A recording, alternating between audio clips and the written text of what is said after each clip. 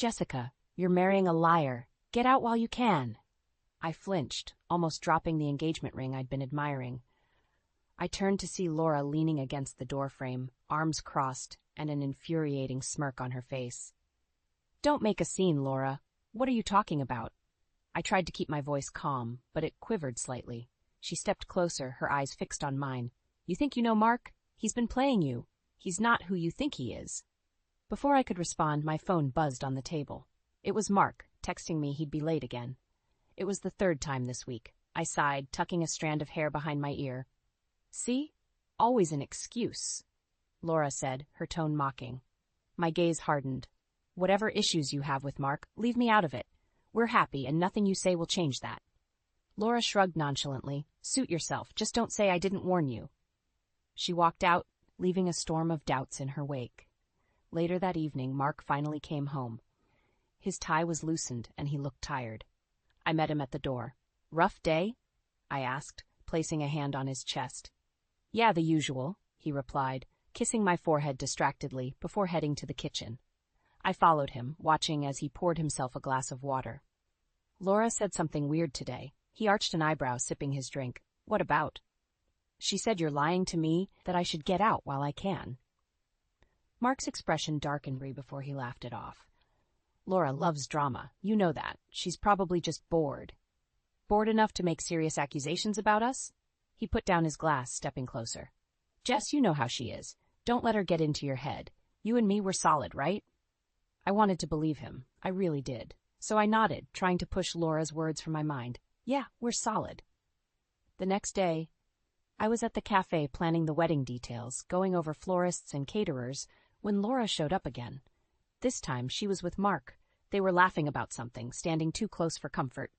Hey, I called out, trying to hide my irritation.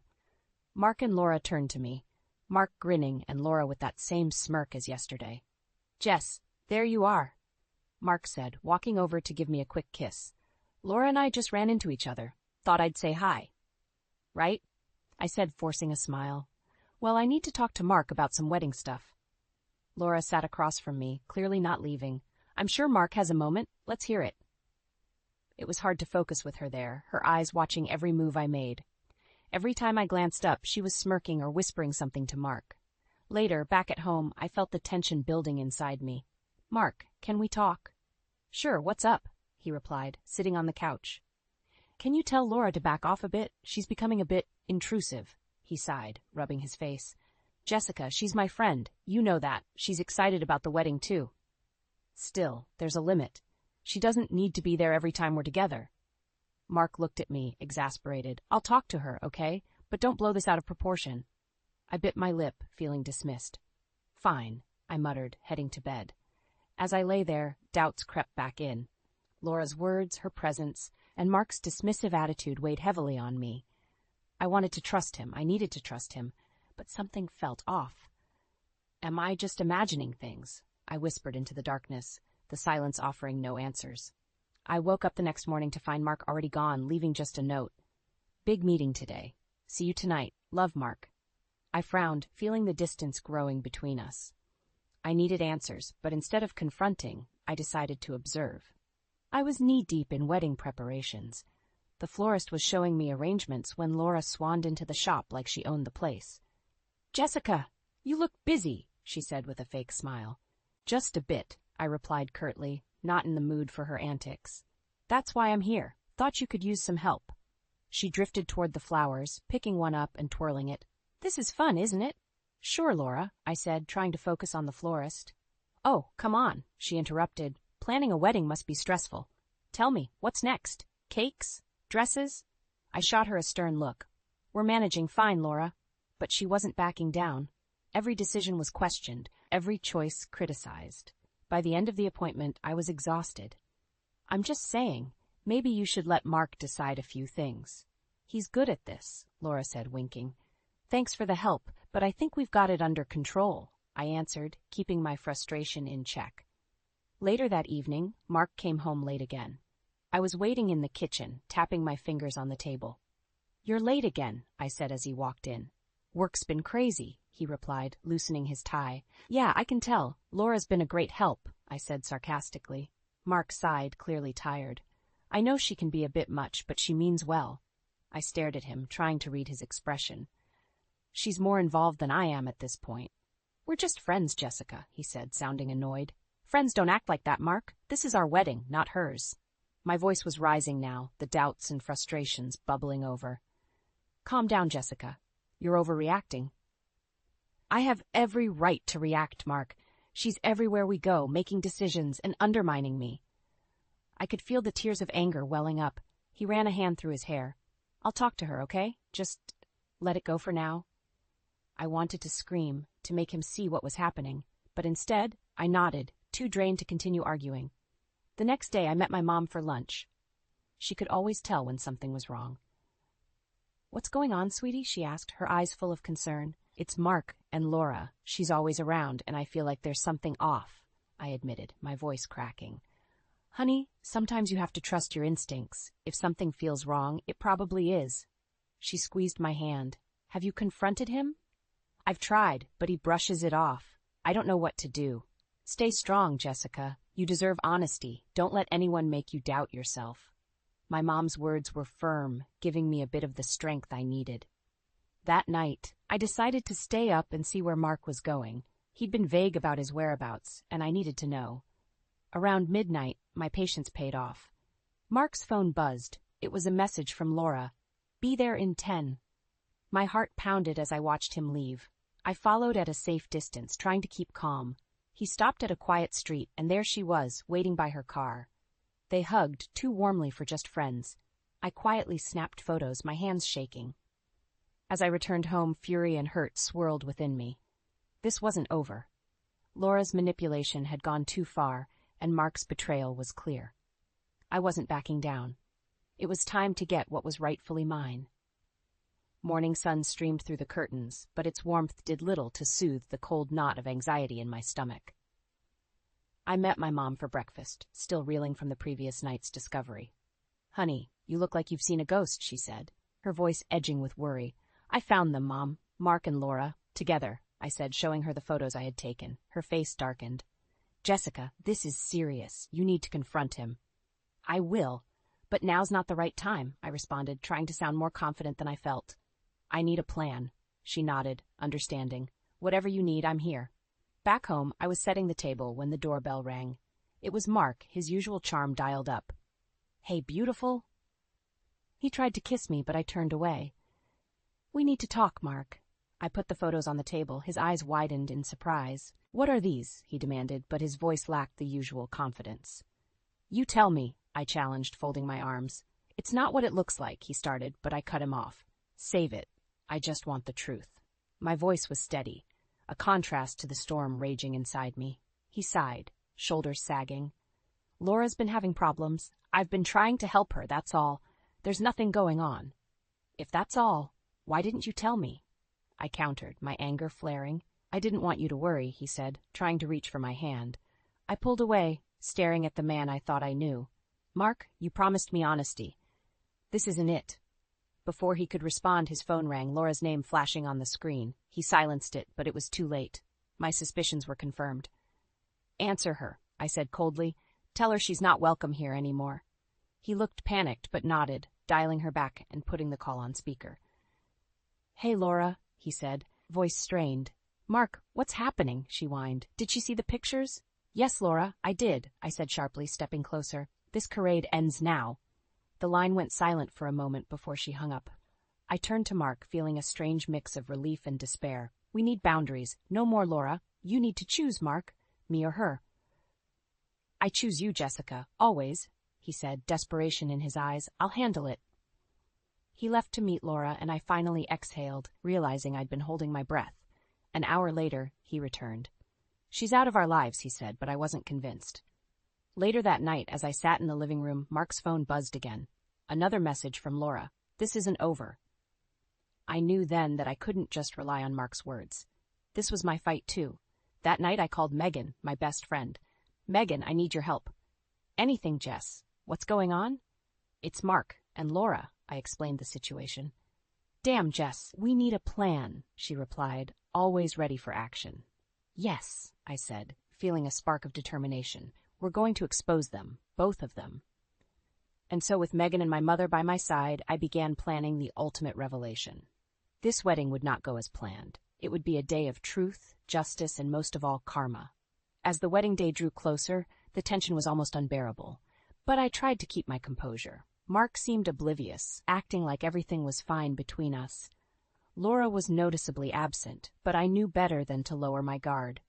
One evening, just before dinner, my mom pulled me aside. "Jessica, have you made any more progress?" I nodded, showing her the folder I had put together. The evidence was all there. "We'll expose them at the wedding. Megan's agreed to help." Mom looked relieved. "Good. They need to face the consequences." That night, Mark called me into the living room. He was holding his phone, looking troubled. "Jessica, I got a strange message from Laura. She wants to meet." "Don't go, Mark. She's trying to manipulate you again," I said firmly. He nodded, but I saw the hesitation in his eyes. "You're right. I won't." It was the reassurance I needed, but I couldn't shake the feeling that things had to come to a head soon. 2 days before the wedding, Megan came over with a projector, a laptop, and a determined look on her face. "We're set. Everything's ready to go." "Thank you, Megan," I said, hugging her. "I don't know what I'd do without you." "We've got your back, Jess. Mark and Laura won't see this coming," Megan assured me. The night before the wedding, I paced in my room, phone in hand.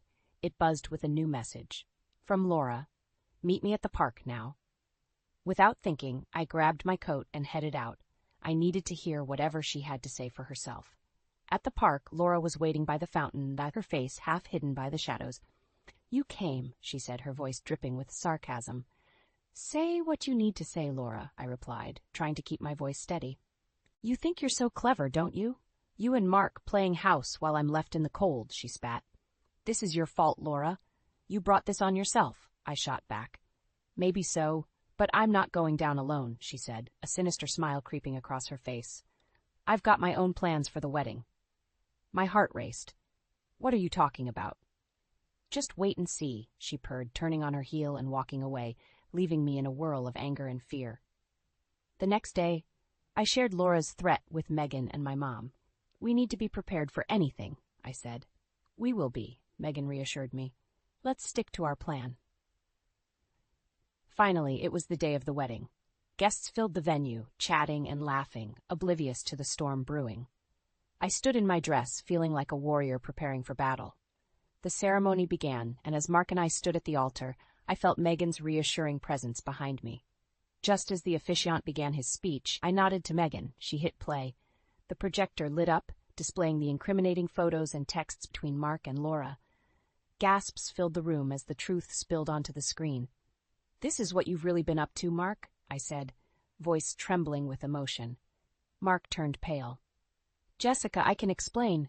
"There's no need, Mark. It's all right here for everyone to see," I said, my anger giving way to a heavy sense of relief. Laura, who had been hiding at the back, tried to slip out unnoticed, but Megan blocked her path. "Not so fast, Laura. Time to face the music." The room erupted in murmurs and outrage. Family and friends turned their backs on Mark and Laura, their support for me clear. Mark looked at me, his eyes pleading. "Jessica, I'm sorry. Please, just give me a chance to explain." "It's over, Mark. I deserve better than this," I said, walking away, feeling a weight lift off my shoulders. As I left the venue, my mom and Megan flanking me, I knew this was just the beginning of my journey to healing. The truth was out, and justice had been served.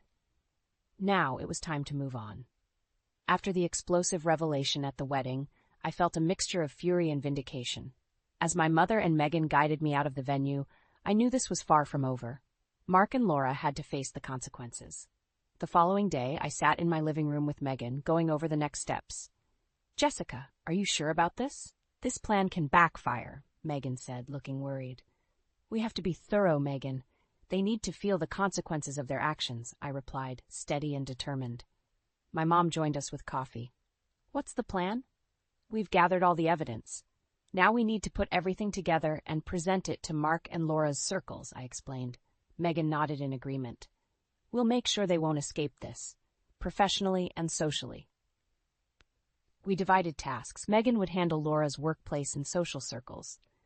My mom and I would focus on Mark's colleagues and friends. The next morning, I sent an email to Mark's associates with attached evidence of his betrayal. I knew it could jeopardize his career, but he deserved it. Megan was equally ruthless, sending a detailed dossier to Laura's boss. We waited for the fallout. Just before noon, my phone rang. It was Megan, breathless with excitement. "Jessica, you won't believe this. Laura's been called into a meeting with her boss. She's toast."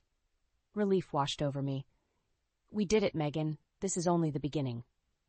Hours later, Mark stormed into my house, anger radiating off him. "What did you do, Jess?" "Exposed you for what you are," I said coldly, standing my ground. "You've destroyed my career. How could you?" he yelled, pacing the room. "You destroyed our relationship, Mark. Actions have consequences," I retorted. While we argued, Megan texted me updates. Laura had been suspended, pending further investigation. "What do you expect to gain from this?" "Revenge won't fix anything," Mark said, desperation creeping into his voice. "I expect you to face the same humiliation you inflicted on me," I replied. With a final glare, Mark stormed out. I slumped onto the couch, exhausted but feeling some sense of justice. Days turned into weeks. News of Mark's unethical behavior spread, causing him to spiral further. His colleagues distanced themselves, and his professional reputation took a nosedive. For Laura, things weren't any better. She was ultimately fired, her manipulative nature revealed to all. She became socially isolated as her friends and acquaintances shunned her. During this period, I focused on healing. My mom and Megan were my pillars of support. One evening, while having dinner with them, I reflected on everything that had happened. "I never imagined things would go this way," I admitted. "Sometimes karma has a way of working itself out," my mom said wisely. Megan raised her glass. "To new beginnings and justice served." "To new beginnings," I echoed, feeling a sense of release. Months later, I was in a much better place. I had started a new job, found peace in small routines, and surrounded myself with genuine people. The scars were still there, but they didn't define me anymore. As I sat in my garden, sipping tea and looking at the sunset, I realized that revenge wasn't the most satisfying part. It was reclaiming my life and finding strength I didn't know I had. The betrayal of Mark and the manipulation of Laura had shaken me to my core, but I emerged stronger, resilient, and ready to start anew. The wedding day was meant to be perfect. Instead, it became unforgettable for all the wrong reasons. As Megan hit play, and the truth spilled out for everyone to see, the reaction was instantaneous. People gasped, and whispers filled the room. Mark's face turned white, then red with fury. Laura tried to disappear into the crowd, but Megan's glare kept her rooted in place. "Jess, this is out of control," Mark said, trying to reach for my hand. I pulled away, staring at him. "No, Mark. What was out of control was your betrayal." "This is justice," I responded, my voice firm. Laura stepped forward, eyes blazing. "You think this makes you better, Jessica?" "You're pathetic." I turned to face her, feeling the sting of her words but standing tall. "You are the one who's pathetic, Laura. You and Mark deserve each other." Friends and family began to rally around me. My mother stood at my side, her face calm but resolute. "Get out," she said to Mark and Laura. "Neither of you are welcome here anymore." Mark looked to the crowd for support but found only cold eyes. Laura sneered, trying to salvage her pride. "I always knew you were a vindictive witch, Jessica," she spat. "Enjoy your victory." "Oh, I will," I shot back. As they walked out, the room fell into a stunned silence. Megan took the mic, thus clearing her throat. "Thank you all for coming. This event is now over." One by one, guests came up to me, offering words of support and apology for not seeing the signs earlier. As the last drunk uncle staggered out, Megan whispered to me, "You did it, Jess. It's over." "Not quite, but it's a start," I replied, feeling a small sense of relief. Back at my mom's house, she poured me a glass of wine. "I'm proud of you, Jessica. You stood up for yourself." "Thanks, Mom, but it still hurts," I admitted. "Healing takes time, but you're on the right path," she reassured me, giving my hand a gentle squeeze. That night, I lay in bed, letting the events of the day wash over me. Mark and Laura were out of my life, but the scars remained. I knew the road to recovery would be long. The next morning, Megan called. "How are you holding up?" "I've been better, but we did the right thing. By the way, any news on them?" "Oh, Laura's in shambles. Lost her job and her so-called friends. As for Mark, he's facing professional exile. No one wants to be associated with a liar," she said, satisfaction dripping from her words. Well, karma's working faster than I thought, I replied, unable to hide my relief. Over the next few weeks, Mark tried to contact me multiple times, but I blocked every attempt. I was done with him. Laura didn't dare to reach out, knowing any interaction would only make things worse for her. One afternoon, while I was having lunch with Megan, she leaned in. "You've started dating again?" I blushed. "A little. Met someone online. Nothing serious, but he's nice." "Good for you, Jess. You deserve all the happiness." "I'm taking it slow. Still healing," I said, smiling softly. Fast forward to a month later, and I was at a cafe, meeting my gentleman friend Ethan for a casual lunch. He knew bits of my past, but I kept it light. "So how was your week?" he asked, genuinely interested. "It was good. Busy, but good," I replied, feeling the warmth of his gaze. Ethan grinned. "Well, here's to great beginnings and better days ahead." As we clinked glasses, I felt a sense of peace wash over me. My journey was far from over, but I was moving forward, one step at a time. Revenge had its place, but now it was time for renewal and growth. My shattered vows had led me to newfound strength, ready for whatever life had in store next. The fallout from the wedding debacle continued to ripple through our lives. Mark and Laura were now pariahs in our social circles. The sense of vindication was satisfying, but it didn't completely erase the pain. One evening, as I was unpacking some boxes in my new apartment, a fresh start I desperately needed, my phone buzzed. Megan's name flashed on the screen. "Jess, have you heard? Mark and Laura are apparently trying to set the record straight," she said, a mix of shock and amusement in her voice. "What now?" I asked, exasperated but intrigued. "They've scheduled a press conference to clear the air, or so they claim." I sighed. Desperate times, I guess. What are they planning to say? "Who knows, but whatever it is, it's not going to change what they did," Megan replied. "True," I said, shaking my head. "Well, let's see how this goes." The next day, the press conference was all over social media. I watched a live stream from the comfort of my home. Mark and Laura stood at the podium, looking disheveled and cornered. Mark cleared his throat, glancing nervously at Laura. "We are here to apologize and explain our actions. What we did was wrong, and we are deeply sorry for the hurt we caused." Laura stepped forward, her eyes cold. "Yes, we made mistakes, but the way Jessica handled things was extreme." I could almost hear Megan scoffing from across town. "What a joke," I muttered to myself. Mark tried to regain control. "We've learned from this experience, and we hope to move forward, asking for forgiveness from those we've wronged."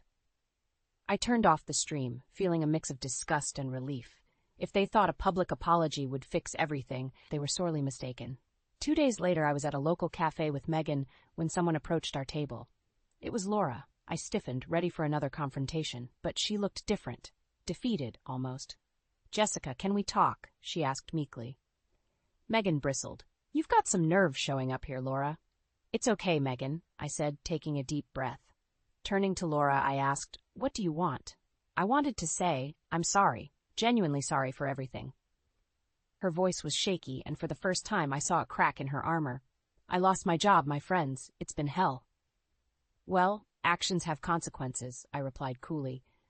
"I know, and I deserve it, but you should know Mark's been struggling too. He can't find work, and his family's cut him off. This has hurt everyone," she said, a tear sliding down her cheek. "This is not my problem, Laura," I responded, feeling no pity. "You're right. I just needed to face you. To admit what I did," she said, turning to leave. "Goodbye, Jessica." Megan watched her go. "Do you believe her? Does it matter?" I asked. Their apology doesn't change what they did. As days turned into weeks, I received updates from mutual friends. Mark had been shunned in his professional world, and Laura was struggling to rebuild her life. Their attempts to mitigate damage had failed. Public sympathy was scarce. One afternoon, my mom surprised me with a visit. "I brought cake. Let's celebrate your fresh start," she said, beaming. "Suits me," I said, setting the table. Over dessert, my mom asked, "Have you heard from Mark?" "A couple of emails, all ignored," I replied. "Good. Moving on is the best revenge," she said wisely. The final piece of closure came when I received a letter from Mark. I almost didn't read it, but curiosity won. "Jessica, I'm deeply sorry. I've lost nearly everything, but writing this gives me some peace. I hope you find happiness. You deserve it. Mark." I folded the letter, setting it aside. It was too late for apologies, but knowing he recognized his faults brought some closure. As I stood on my balcony that evening, watching the city lights twinkle, I felt a sense of calm. The storm had passed, and it was time to embrace the future, free from lies and betrayal. I was ready to step into the unknown, stronger and more resilient than ever.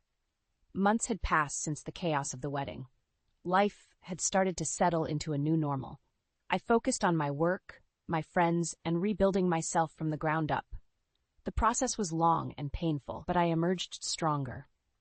One Saturday morning, Megan and I were at our favorite coffee shop, sipping lattes and chatting about our week when my phone buzzed with a news alert. I glanced at it and felt my stomach drop. Mark Davis, former executive, files for bankruptcy amid professional isolation, read the headline. Megan noticed my reaction. "What's up?" "Mark is filing for bankruptcy," I said, showing her the news. "Good," she commented. "He deserves every bit of it." I nodded but didn't feel the satisfaction I expected. Instead, I felt a strange sense of finality washing over me. As we walked out, Megan turned to me. "So what's next for you, Jess? New job prospects?" "Actually, yes, I've had a few interviews. Hoping something comes through soon," I replied. "You'll crush it.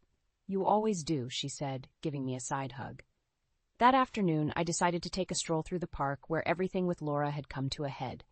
It felt therapeutic to walk through the place that once held so much tension and now meant nothing more than a patch of green and blue sky. While sitting on a bench contemplating my journey, my phone buzzed again. This time, it was a message from Ethan. "Dinner tonight? My treat," it read. I smiled to myself. "Sure, 7 p.m. at the usual spot?" I replied. As I got ready that evening, my mom called. "Jessica, I saw the news about Mark. Are you okay?" "I'm fine, Mom. It feels like I can finally move on," I reassured her. "I'm proud of you. Just remember, you've come a long way, and I'm always here for you," she said. "Thanks, Mom. I love you." "I love you too, sweetheart. Have fun tonight." At dinner, Ethan was his usual charming self, asking about my day and genuinely interested in my answers. It felt refreshing to talk to someone who had no connection to my past turmoil. "Have you thought about taking a vacation?" Ethan asked halfway through the meal. That sounds like a great idea. A bit of a break from everything," I admitted. "We could plan a trip together," he suggested, making my heart flutter. "Maybe we could," I said, smiling. At the end of the night, as Ethan walked me to my door, he paused. "Jessica, I really enjoy spending time with you." "I feel the same," I replied, a warmth spreading through me. "Good night, then," he said, leaning in for a gentle kiss. "Good night," I echoed, feeling lighter than I had in a long time. As I closed the door, I realized how far I had come. The pain and betrayal that once defined my life were starting to fade into the background, replaced by new experiences and genuine connections. The next morning, I sat in my living room, looking out at the city. My phone buzzed with another notification, but this time it was an email about a job offer I had been hoping for. "You've got this," I said to myself, taking a deep breath. With that, I accepted the offer, feeling ready to embrace this new chapter. My journey was far from over, but each step was a testament to my resilience and strength. The road ahead was unknown, but I was no longer afraid. I had faced betrayal, fought for justice, and emerged victorious. Now, it was time to build a future on my terms. With my mom, Megan, and Ethan by my side, I was ready for whatever life had in store next. As I stepped out onto my balcony, the morning sun bathing me in its warmth, I felt a profound sense of peace. The past was behind me, and the future was bright, and I was ready.